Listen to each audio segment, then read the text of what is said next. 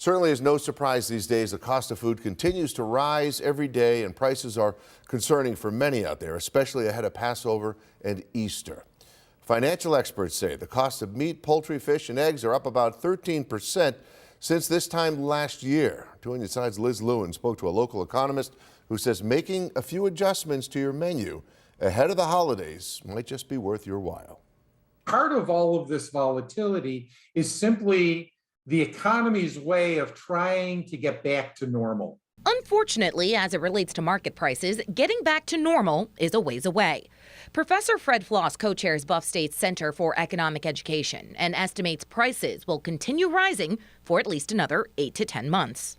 And now I think we can start to see slowly that people are starting to worry about their spending habits and are starting to self-correct, which means that we should start to see these prices slowly come down, or at least not go up as fast. And speaking of spending habits, with Passover and Easter just around the corner, Floss says it might be a good idea for people to start searching for sales, especially if you're planning a big get-together or family dinner.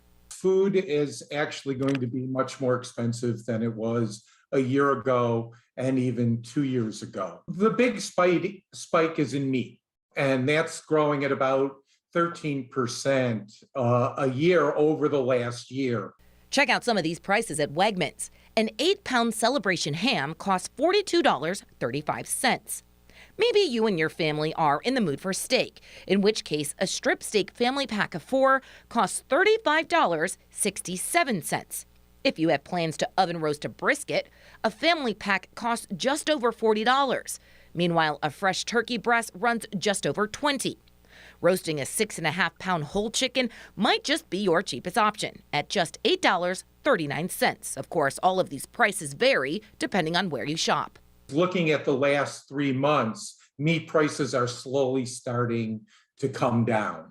So they're starting to move in the right direction, which is a good thing. It just won't be in time for Easter, for example. So how can you save? Floss says coupon clipping and revisiting budget-friendly recipes like casseroles or meatloaf are a good start. Also, consider meatless options. Maybe we can change some of those a little bit, make them a little bit healthier, but use what our grandparents and great-grandparents knew, that they had to stretch a dollar if they were going to make it through the week on their paychecks. Or try hosting a potluck. So it's not only cheaper, but it may be a better experience if everybody gets to pitch in and feels part of the event. Yes, got some good tips right there. Professor Floss also says there's good news, though. Comparably speaking, the inflation rate for things like apparel, alcohol, and yes, those sugary sweets have not grown very fast. So you might be able to save some money there ahead of Passover and Easter. Also, another thing to keep in mind, just as we're starting to see gas prices trickle downward just a little, Floss tells me expect food and other goods to do the same. Until then, try to be clever. In the Information Center, Liz Lewin, Channel 2 News. You got it, Liz. Thank you for that.